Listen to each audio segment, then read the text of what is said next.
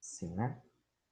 Então é isso. Hoje a aula é sobre movimentos separatistas na Europa. A gente vai tentar entender as causas deles e como eles andam, em que pé está, ou como aconteceram, né? E como são importantes dentro dessa conjuntura agora da Europa.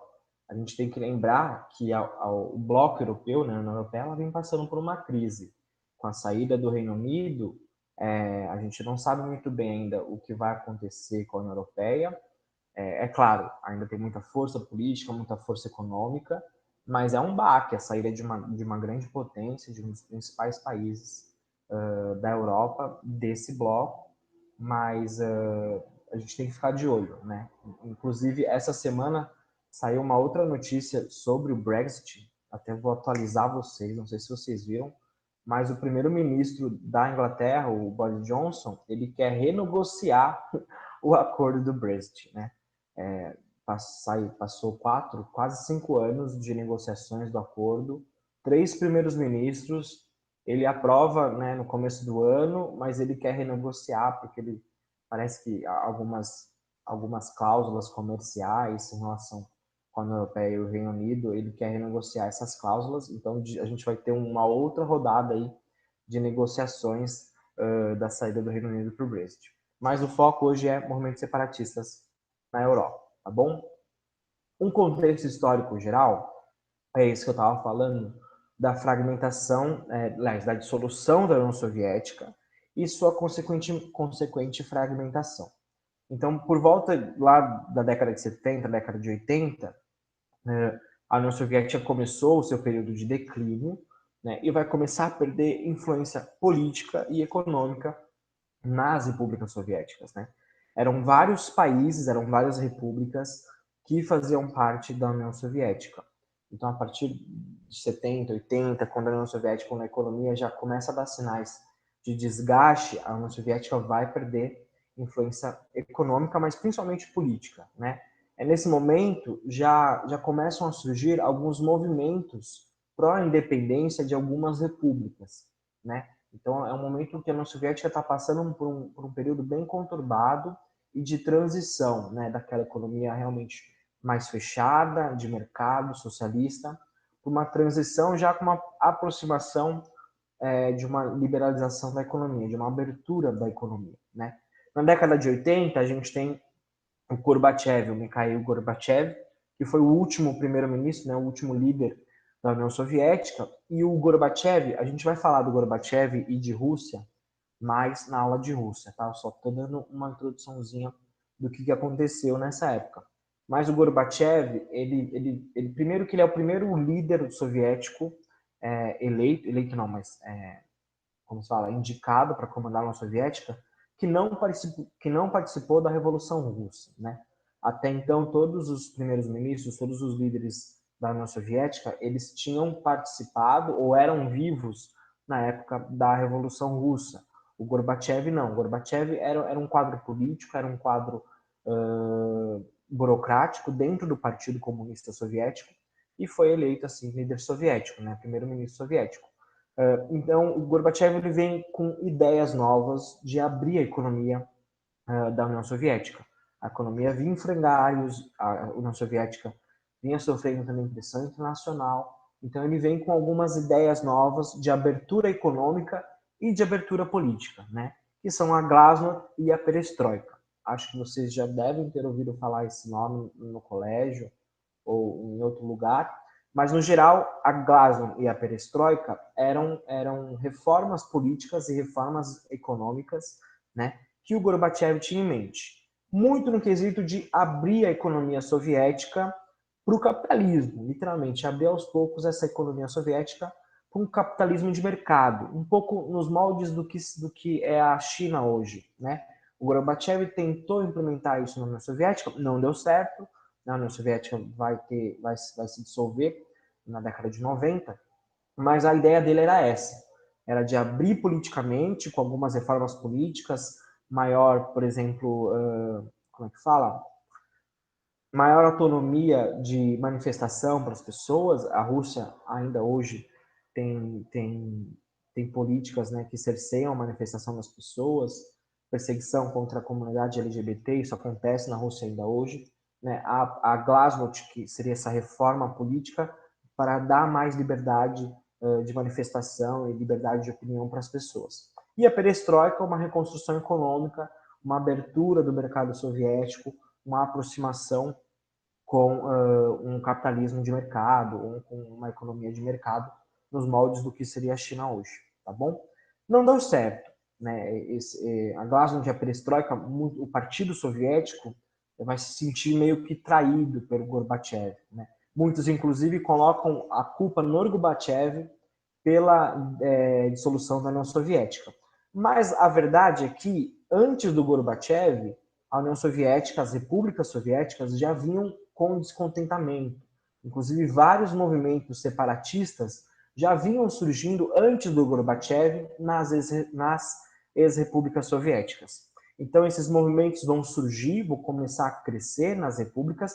O Gorbachev, em determinado momento, ele vai dar autonomia para essas repúblicas para meio que tentar conter os movimentos, não vai dar certo, ele vai fazer, na verdade, com que mais movimentos, né, apareçam e surjam. Inclusive, aqui nessa época, ele, por exemplo, dá autonomia para a Ucrânia que era uma república soviética. Nesse momento, ele dá essa autonomia para a Ucrânia. E aí, com o fim da União Soviética mesmo, em 91, todas as ex-15 repúblicas soviéticas vão se tornar independentes. Mas mesmo com a independência, vão surgir conflitos dentro dessas repúblicas, né? A gente vai ver, então, alguns conflitos na região do Cáucaso, na região da Chechênia, na ex-Iugoslávia, a gente vai ver também, que eram países. A Iugoslávia não era União Soviética, mas era alinhada à União Soviética, né? Mas, então, pós-dissolução da União Soviética, a gente tem que entender que esses países vão sair de um bloco socialista e vão cair no mundo capitalista, completamente globalizado, né? Então, essa passagem de um sistema político e econômico para outro sistema político e econômico vai ser muito conturbada, né? Ela vai trazer muitas consequências políticas e econômicas para as ex-repúblicas soviéticas, né? A gente vai falar um pouquinho disso, então. Tudo bem? Deu para entender esse contexto?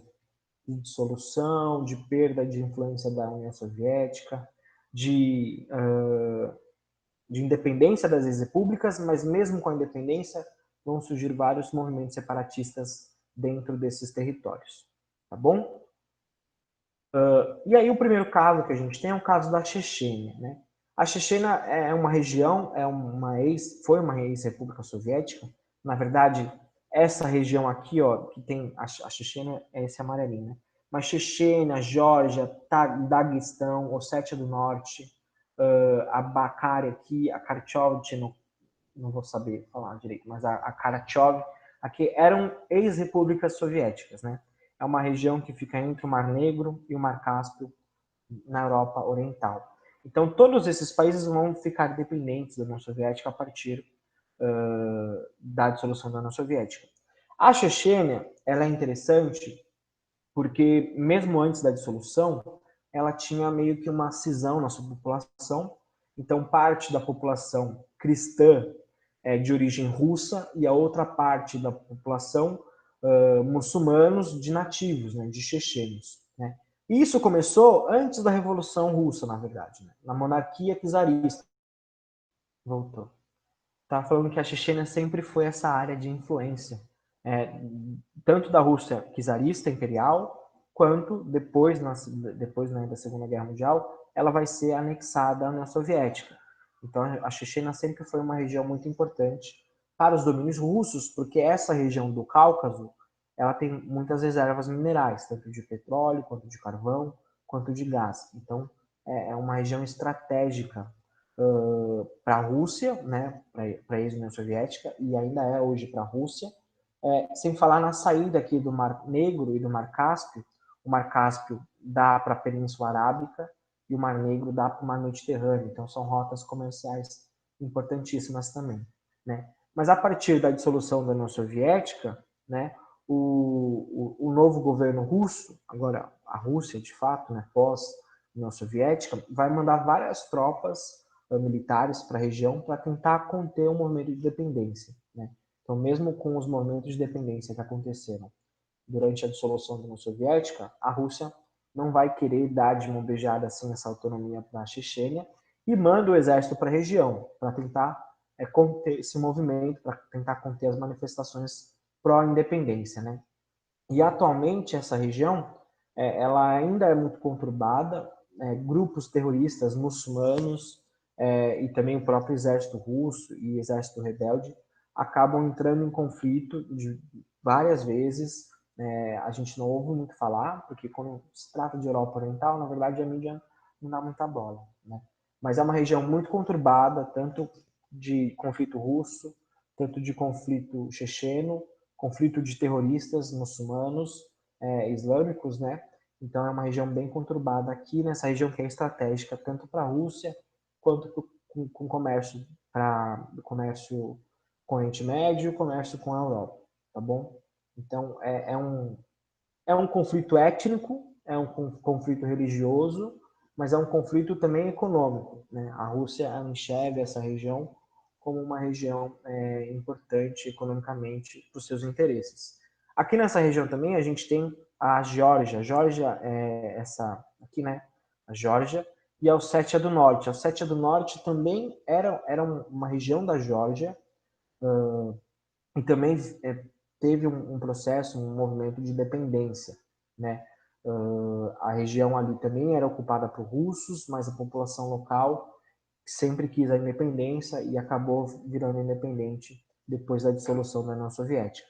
Mas, no geral, então, essa região do Cáucaso, deixa eu escrever aqui para vocês, essa região Cáucaso, na Europa Oriental, é uma região bem conturbada e de interesse econômico e político da Rússia atualmente. Tá bom? Chechênia, ok?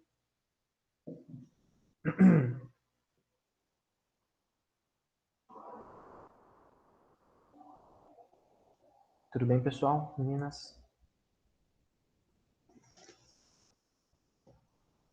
Beleza.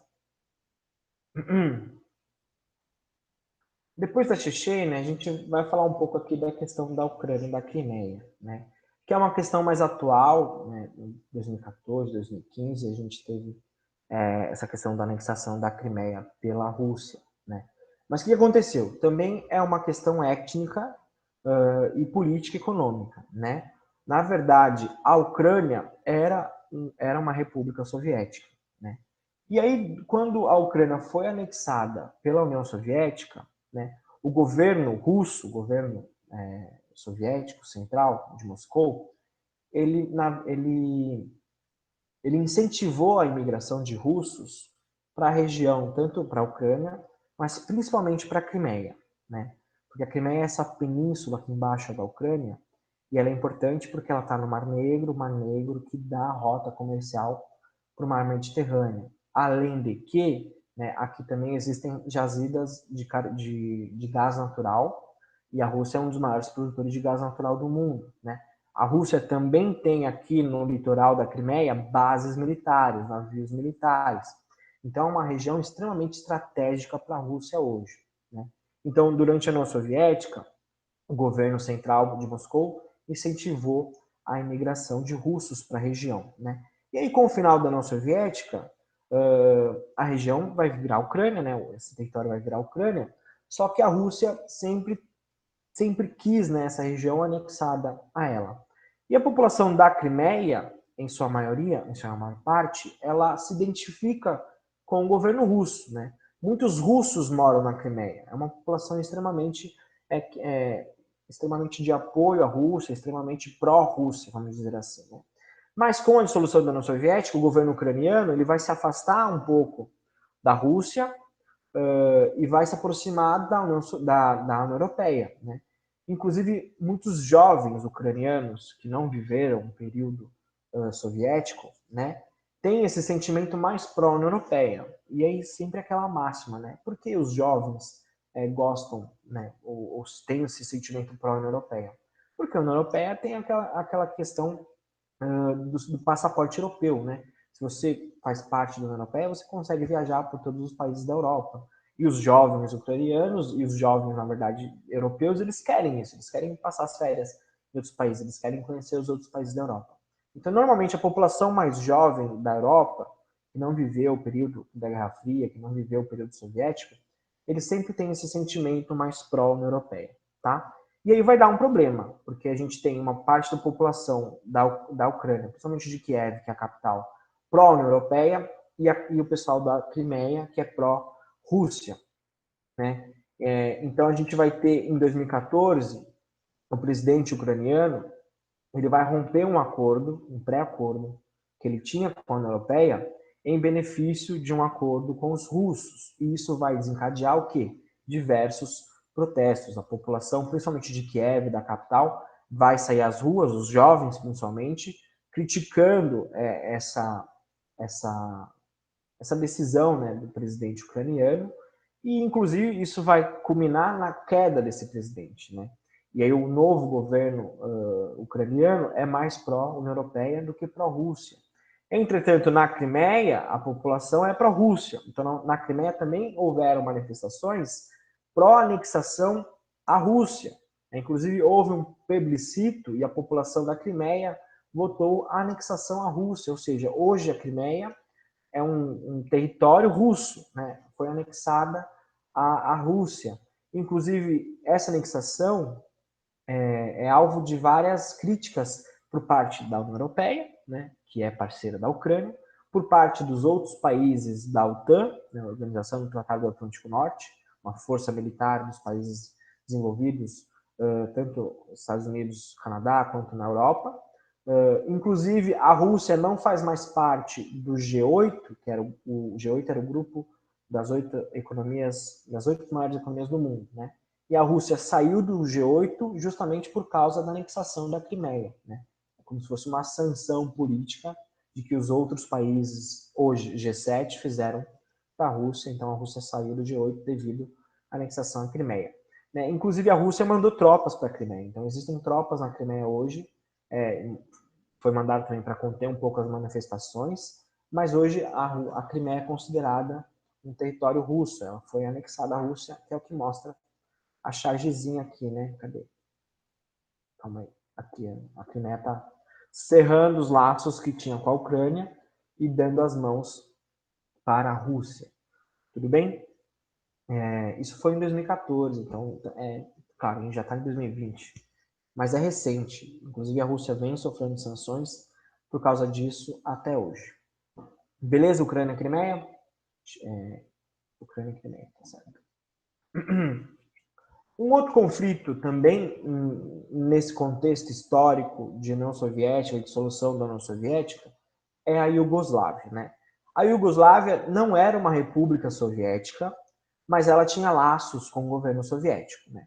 E a Iugoslávia, ela era todos esses países aqui: Eslovênia, Croácia, Bósnia e Herzegovina, Montenegro, Sérvia, Macedônia e o Kosovo eram todos um país só, eram a Iugoslávia, né? E a Iugoslávia ela se originou após a Primeira Guerra Mundial em 1918, tá? E o problema é que na Iugoslávia, né, a população não era coesa, existiam vários grupos étnicos, sérvios, turcos, montenegrinos, entre outros, né, macedônicos, e também diversidade religiosa, várias religiões dentro do país, né, cristãos, católicos, ortodoxos, islâmicos. Então não tinha uma coesão, nunca teve uma coesão social, uma coesão étnica e religiosa dentro da Iugoslávia. Então já existia um prenúncio de conflito, certo? Porque não era um país coeso. E aí no final dos anos 70, a gente tem a crise que vai acometer a União Soviética, inclusive a Iugoslávia, por causa dos laços com o governo soviético. Então nos anos 70, vai entrar uma crise econômica brava, greves, desemprego, fome. Na Europa Oriental passou por um grande conflito nessa época dos anos 70, anos 80, né? E aí esse cenário vai fortalecer o quê? Vai fortalecer os movimentos separatistas, né? Sempre quando há uma crise, principalmente econômica ou política, a gente tem sempre um movimento, uma manifestação, ou pelo menos um prenúncio de manifestações, que é o que vai acontecer aqui na Iugoslávia. Então, a partir dessas crises, a partir desse quadro social e econômico grave que vai acometer o bloco socialista, a Europa Oriental, a gente vai ter o surgimento desses movimentos separatistas na Iugoslávia. Em 1991, né, a Eslovênia, a Croácia e a Macedônia, elas vão ser as primeiras nações a declarar a independência da Iugoslávia, né?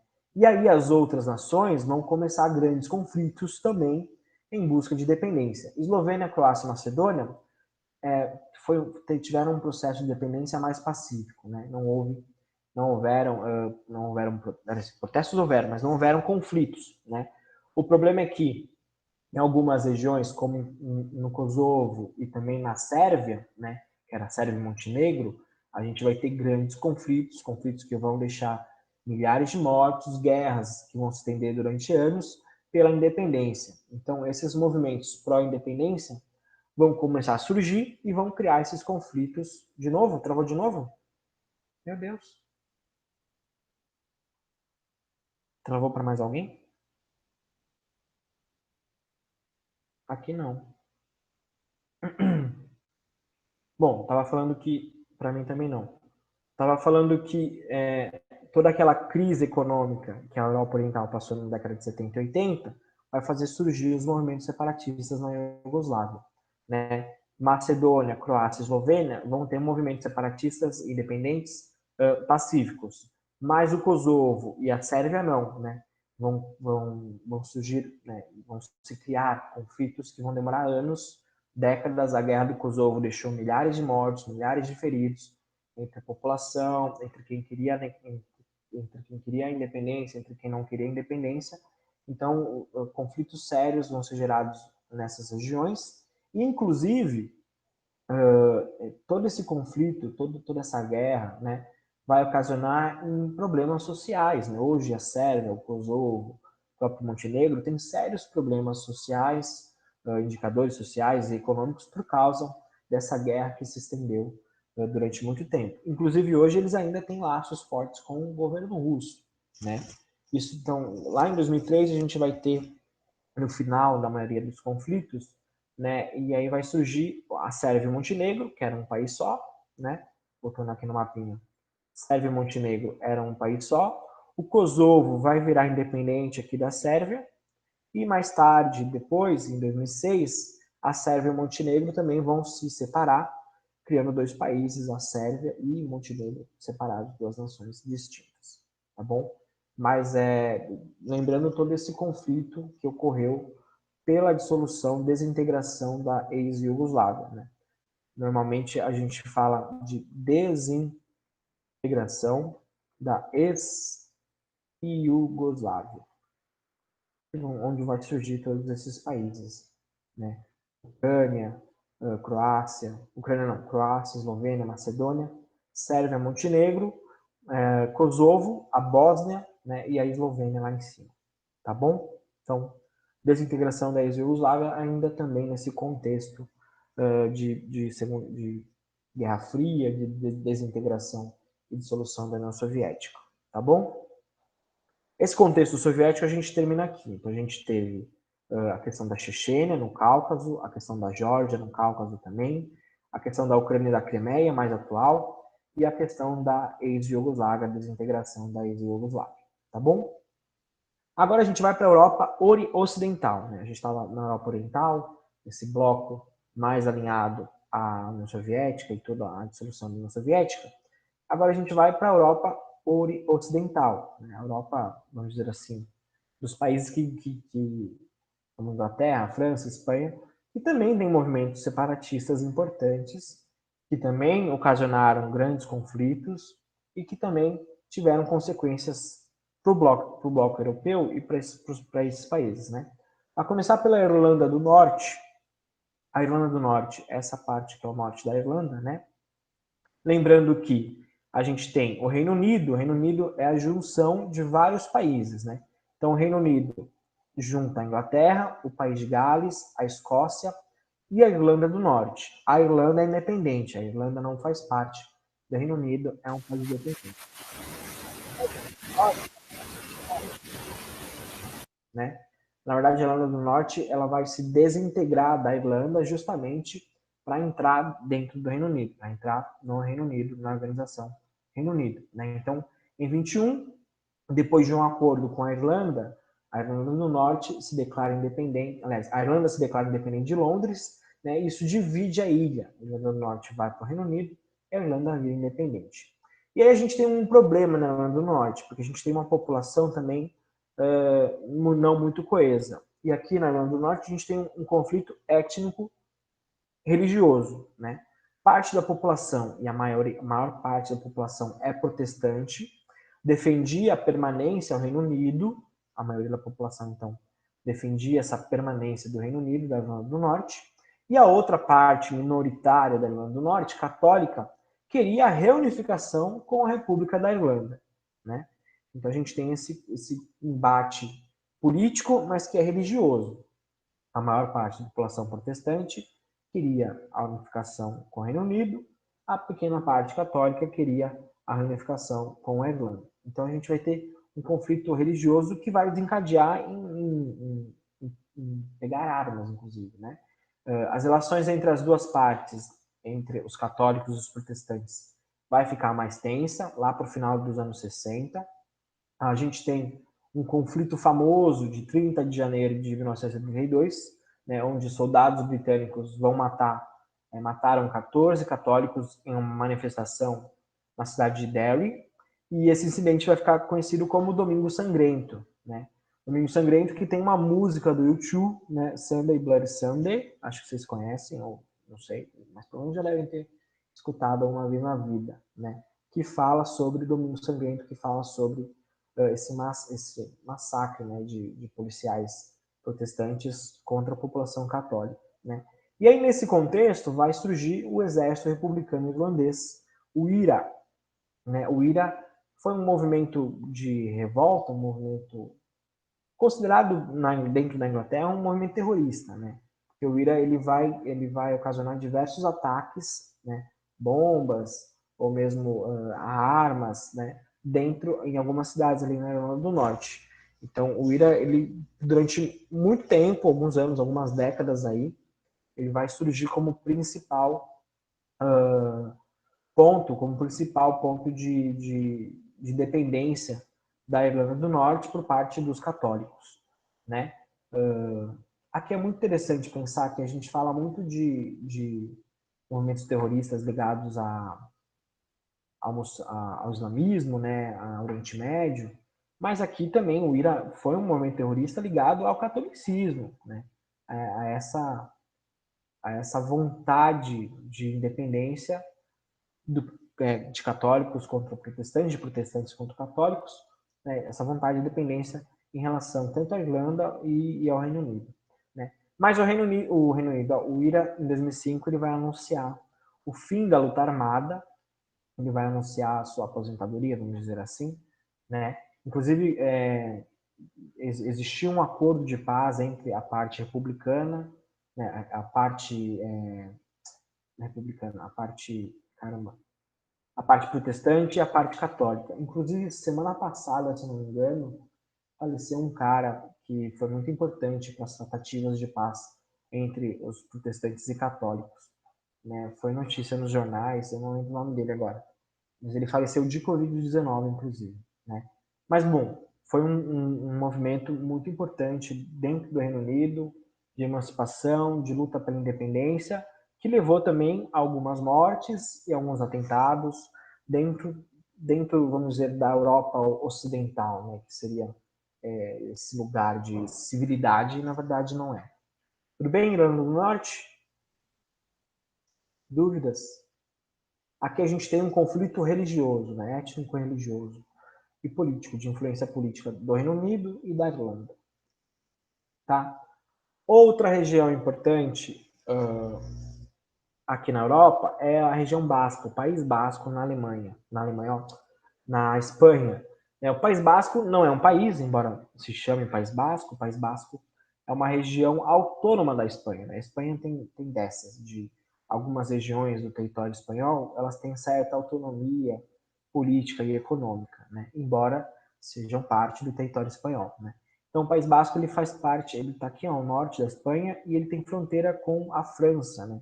Inclusive, tem parte do País Basco que também invocar um pouquinho a França, né?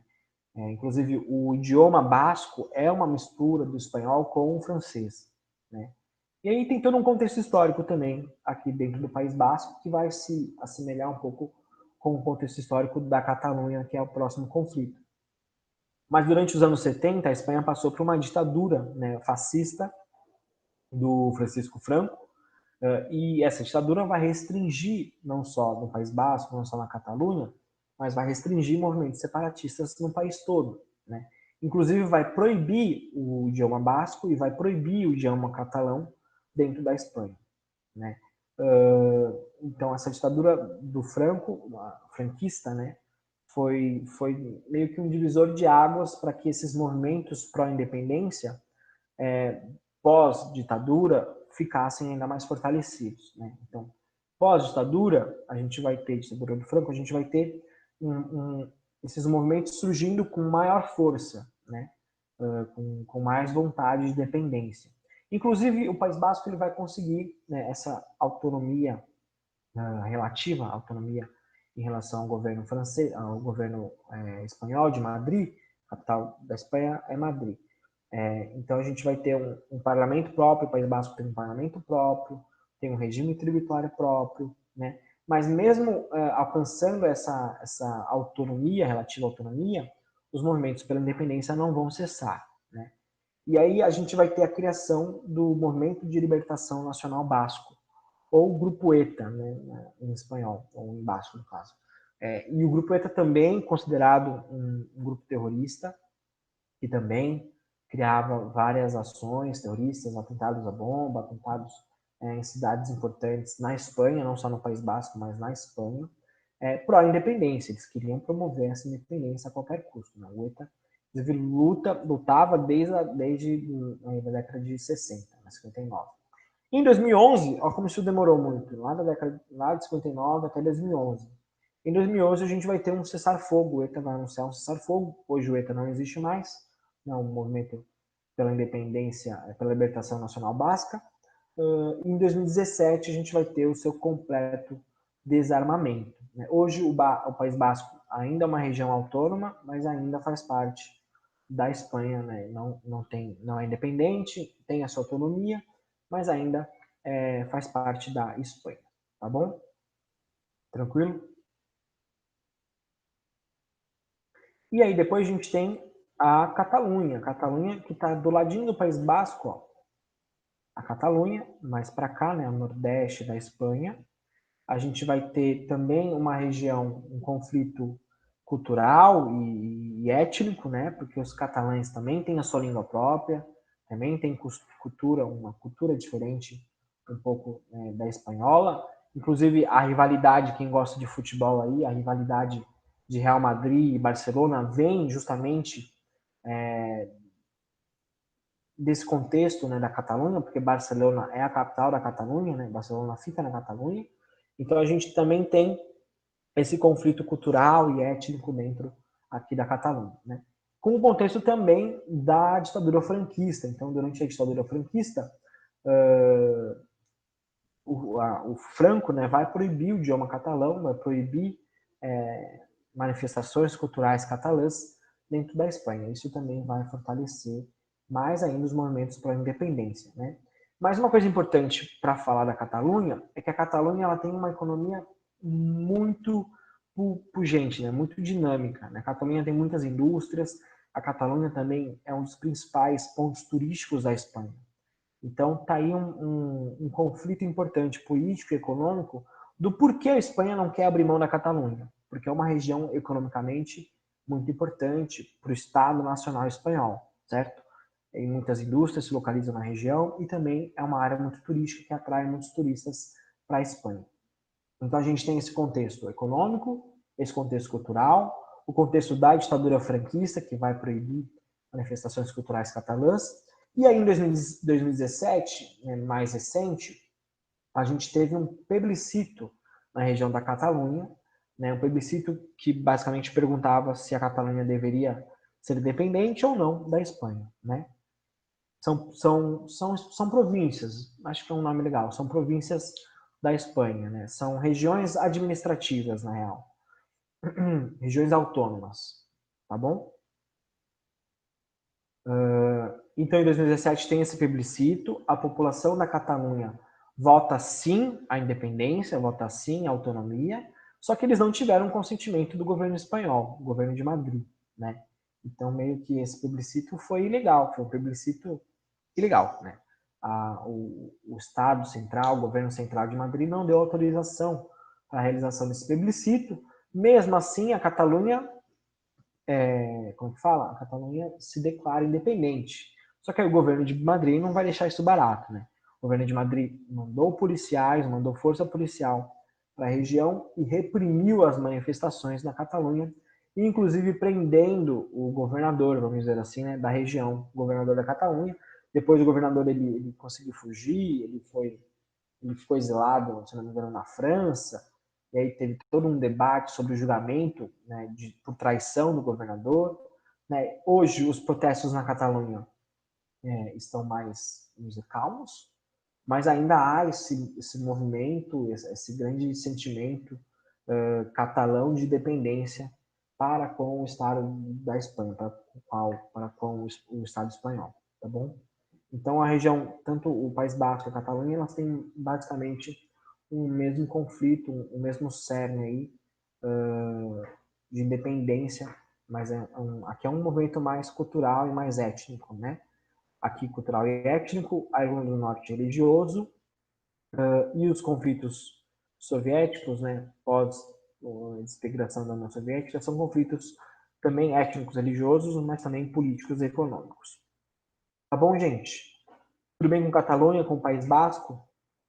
Alguma dúvida? Sim, sim. Deixa eu ver se eu acho uma questão aqui para a gente fazer. Acho que no próprio Classroom tem, que eu postei na aula de Europa, sobre Catalunha ou sobre Basco. Ó, já dá para ver aí? Sim. Então, ó, a gente tem uma charginha. Deixa eu abrir a charge para a gente ver melhor. Né? Kosovo na Sérvia, sérvios em Kosovo, Sérvia na Europa. Né?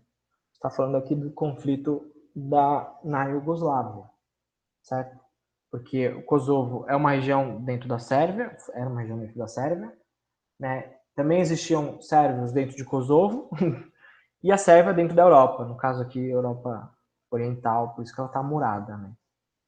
E aí a questão são, né, algumas afirmações para a gente dizer. A charge anteriormente, né, apresentada anteriormente, com as afirmações para ver o que está falso e o que está errado. Então, caracteriza os problemas de ordem étnico-territorial na Europa dos Balcãs, né, que refletem as seculares disputas numa região dominada pelos sérvios no último século. Correto ou errado? Seculares tem a ver com religião também, né?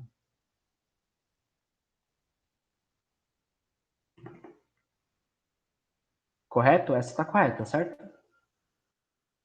É exatamente isso que é o conflito. Tá? Na 2. Representa o conflito entre as identidades nacionais na Europa, reforçado pelo desmonte dos estados socialistas no leste europeu na última década do século XX. Correto ou errado?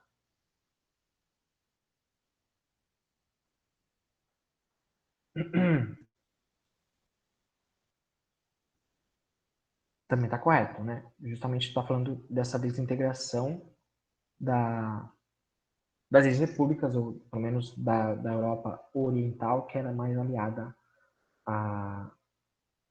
aliada à União Soviética. E a 3 exemplifica a causa típica dos conflitos que assolaram os Balcãs, essa região da Iugoslávia, principalmente após a Guerra Fria, quando os sérvios espalhados pelos territórios da antiga Iugoslávia lutavam pela manutenção da sua hegemonia na região. E aí também está correto, né? Justamente isso. Todas as 3 afirmativas falam sobre o conflito ali no Balcã, sobre o conflito na Iugoslávia. Então a gente tem as 3 corretas, né? Que dá a alternativa aí. Normalmente, essas questões mais históricas de separatismo, elas vão vir com contexto, né? Elas vão trazer mais informações, né? É muito difícil cair, por exemplo, em segunda fase, né? A não ser que for mais atual, e aí a gente vai para atualidades, né? Mas normalmente elas vão trazer mais informações, vão trazer um texto, vão trazer afirmações como essa, tá bom? De segunda fase, difícil esse ano cair, né? Porque esse ano é complicado, ano que vem no caso, os vestibulares. Mas a prova vai estar muito recheada sobre pandemia, sobre conflito China e Estados Unidos, ou conflito de negação contra o vírus. Não tem muito conflito separatista esse ano, né? A gente falar de geopolítica, mais Estados Unidos e China mesmo. Tá bom, gente? Eu vou preparar uma listinha de exercícios com mais exercícios sobre separatismos na Europa. Tranquilo? Alguma dúvida? Então é isso, meninas. Obrigado, viu? Vou disponibilizar a aula lá e aí eu jogo também no grupo quando estiver pronto. Tá bom? Me despeço. Bom final de semana, boa sexta e até semana que vem. De nada.